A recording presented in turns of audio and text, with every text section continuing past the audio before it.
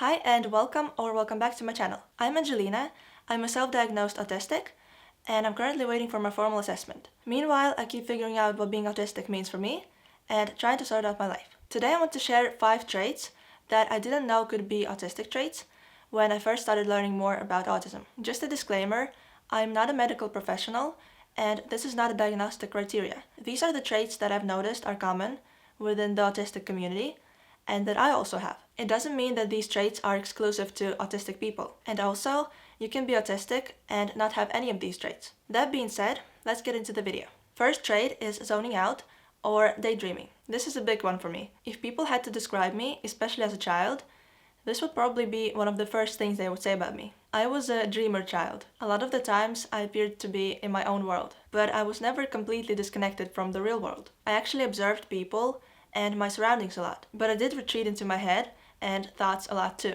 Autistic people's brains are wired differently, and we process information differently. The world can be really overwhelming and exhausting, so zoning out is like an escape and a way to gain back some of the energy. I still zone out quite frequently. When I go out somewhere for even just a couple of hours, and especially if there's any socializing required, once I come back, I just have to sit there and stare into space for a while, or just mindlessly scroll my phone. And even when I'm just at home the whole day, I randomly zone out from time to time. In university, especially in lectures where I knew I wouldn't have to participate, my mind would just wander off and I couldn't help it. As a child, I would sometimes start talking about something and then just drift off mid-sentence because I would get distracted by my thoughts or something else. I actually did this quite recently when I was talking to my mom, and she was like, "You just did exactly what you did as a child."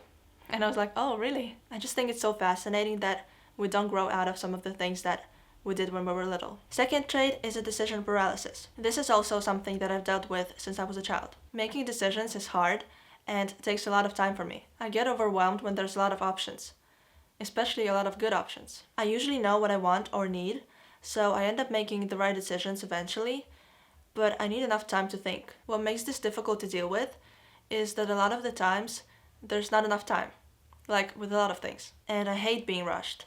I can't function properly when I'm rushed. I think what I struggle with the most is making decisions about tangible things, like things that I want to buy, for example. Because it's not just about choosing one thing out of many different options. Let's say I go to the store and there's a red, yellow, and green notebook, and I decide to go with the green one. Well, now I also have to choose the perfect notebook out of all the green notebooks. I have to make sure that there's no marks or scratches or anything like that. I can easily spend an hour or more in the same aisle. Even when no one else is rushing me, at some point my mind will start telling me, "You need to leave. You've been here for too long.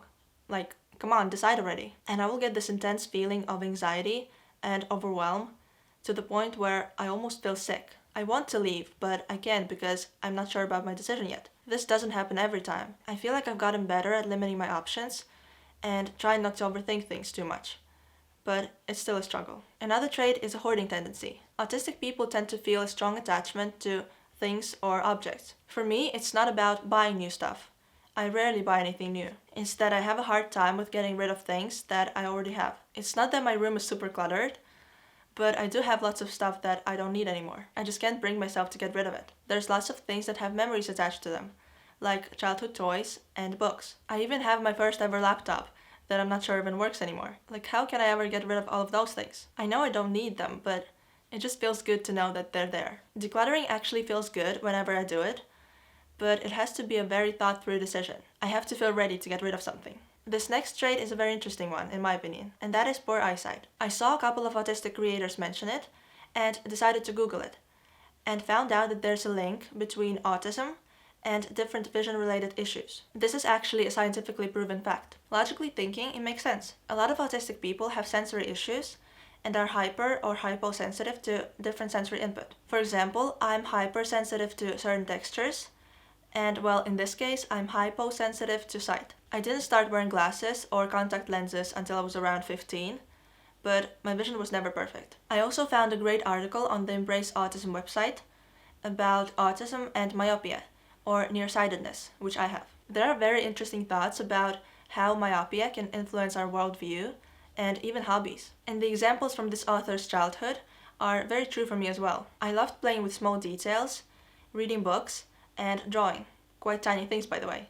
So basically anything that had to be done from a short distance. And I would always notice the smallest things. Attention to detail is actually another trait that is linked to autism, and you can obviously have it without having myopia, but it was interesting to look at it from this perspective. I will link this article in the description if you want to check it out. Fifth and last trait is over-apologizing. Do you find yourself apologizing for no reason sometimes? I definitely do this a lot. And this also makes sense. As autistic people living in a neurotypical world, we might often feel the pressure to conform to the norms and be accepted by others. And a lot of the times we might feel that we're wrong, that we say the wrong things or do the wrong things, so we're basically apologizing for who we are. And we might apologize when it's not even our fault. I still sometimes automatically say sorry when someone else bumps into me. Over-apologizing is apparently a trauma response, just like masking is. So that's it for this video. I'm curious to know if you have any of these traits. So let me know in the comments. Or if you have any other autistic traits that are possibly less known. Thank you for watching and see you next time. Bye!